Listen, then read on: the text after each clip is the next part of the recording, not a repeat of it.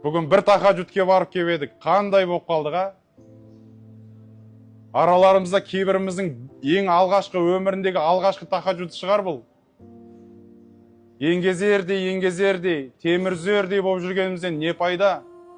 Егерде біз түнгі намазға 1 килограммға жетер-жетпес простынамызды көтеріп тастап келе алмайтын болса, бір ұстаз ауыр атлетикамен айналысатын жігіттерге кіріпті ғой. Аналардың бірі-бірінен өтеді екен. Біреуі 200 килограммды еңсеріп жіберсе, екіншісі оған қарап 300-ді көтеріп жіберген екен. Ұстаз айтты дейді, бәрекелді, тамаша, батыр екенсіздер. Енді Құдай қаласа бүгін таңертең ана 1 килограммға жетер-жетпес простыналарыңызды көтеріп тастап, мешітке таң намазына келсеңіздер, қуана-қуана қарсы аламыз деген екен. Салмақ иманмен болады. Имандылықтың салмағы темір терсектің салмағынан әлде қайда ауыррақ. Елде жол салумен айналысатын ағайындар бар. Адамдардың жолы, көлікпен жүретіндердің жолын жасайтындар бар. Жаяу жүргіншілердің жолын жасайтындар бар, тротуар деп қояды. Бірақ Омар радиаллаху анху адамдардың жүретін жолдарын оңдап, көліктермен жүретін жолдарын түзеп болғаннан кейін енді хайуанаттар әлемінің жүретін жолдарына дейін уайымдап кететін болған екенді. Ол да Алланың жаратылысы ғой.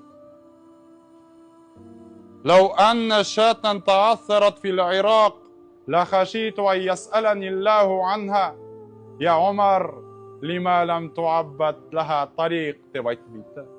Ирақ деген жерде бір лақ жолдың жөнделмегеннен аяғын қайырып сындырып алатын болса, ертең қияметте тірілгенде, ей Омар, сол лақтың жүретін жолын неге жөндеп қоймадың деп, менен Алла сұрайма деп қорқам деген екен.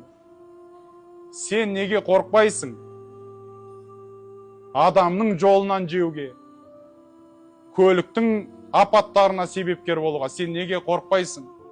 Сен неге халқыңның көз жасынан қорқпайсың? Неге сен ертең Алланың алдындағы сұрақтан қорқпайсың? Көбі негізі біздің елде арабтың тақуалығына қызығады.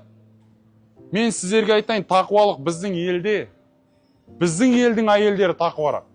Біздің елдің мұсылман бауырлары тақуарақ. Ла фодла мин арабин ала аджами. Арабтың араб еместен ешқандай айырмашылығы жоқ. Илля бит тақуа. Құдайдан қорқумен ғана екеуінің арасы айырмашылықпен ажырайды деген. Кім тақуарақ болса, қандай ұлт болса да қарамайды. Сол Құдайға жақынырақ болады. Қай ұлт күнәһарырақ болады, сол ұлт Алладан алысырақ болады. Қағида осындай. Адамның Алла түсіне, адамның Алла ұлтына, Алла тағала адамның тіліне, Алла тағала адамның өңіне, Алла тағала адамның мал дүниесіне, мәнсабына ешқашан қарамайды. Алла тағала адамдардың тақуалығы мен имандылығына қарайды.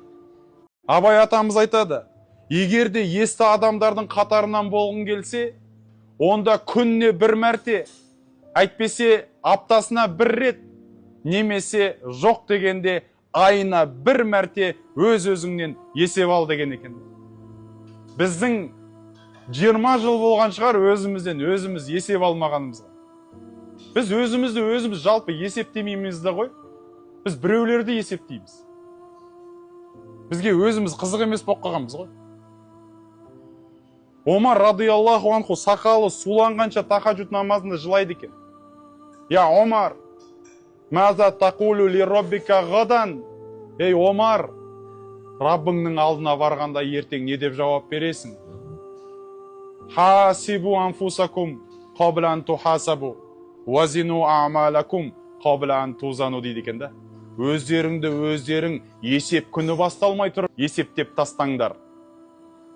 Ертең қияметтегі ауыр таразылар қойылмай тұрып, өздеріңді өздерің таразылапсаңдар дейді екен.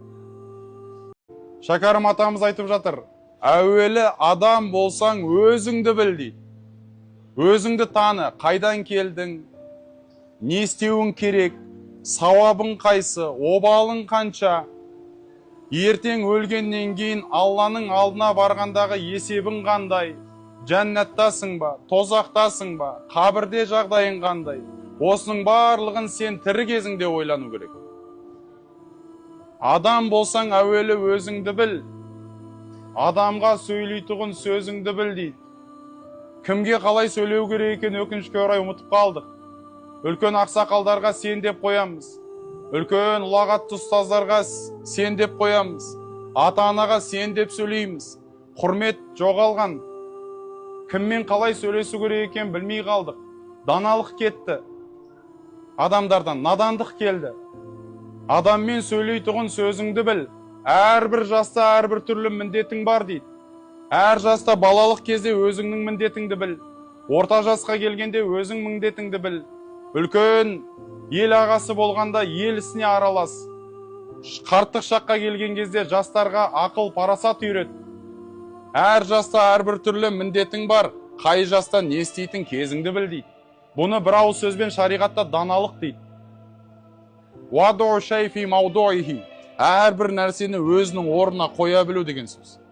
Қай сөзді қай кезде айту керек, қай істі қай кезде істеу керек, соны білу, бұл даналық. Ғалымдардың бір сөзі бар. Саяти заманун алан наси юхиббуна хомса ва янсауна хомса дейді. Адамдарға бір заман келеді, 5 нәрсені жақсы көріп, 5 нәрсені ұмытып кететін болады олар. Юхиббуна дуния ва янсауна ал-ахира. Бір күні келеді адамдар, дүниені жақсы көріп, ахиретті ұмытатын болады. Ол күн келді ма, қалай ойлайсыз? Ва юхиббуна ал-мал ва янсауна ал-хисаб. Мал, дүниені, ақшаны жақсы көріп, бірақ соның ертеңгі қияметтегі есеп қисабын ұмытып кететін кез келеді дейді. Сол кез келді ма, қалай ойлайсыз? Ва юхиббуна ал-махлуқ ва янсауна ал-халиқ дейді.